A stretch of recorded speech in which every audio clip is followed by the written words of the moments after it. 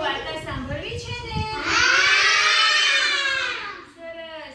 જો આમાં શું દેખાય છે તમને? હાથી અને ખિસકોલી. સરસ. બીજું શું દેખાય છે? એક ઝાડ છે એની ઉપર કેરી છે. આ છે હાથી અને આ છે ખિસકોલી. તો આપણે હાથીનું નામ શું રાખશું? ખિસુ.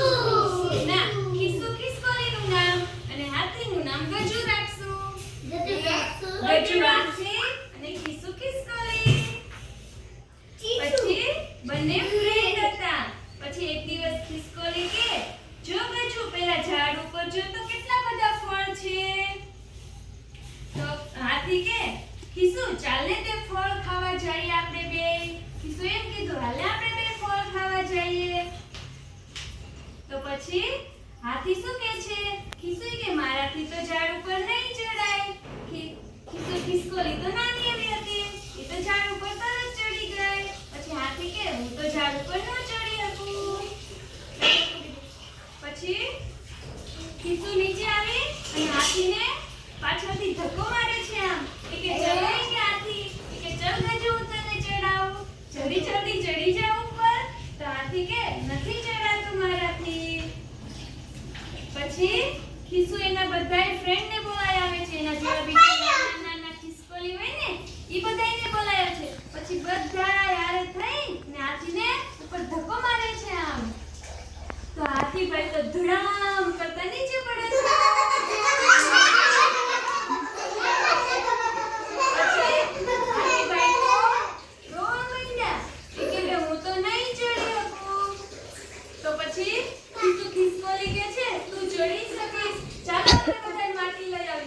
ખિસકોલી હાથીને કહે છે કે તું ચડી જાય, આપણે બધાય માટી લઈ આવી.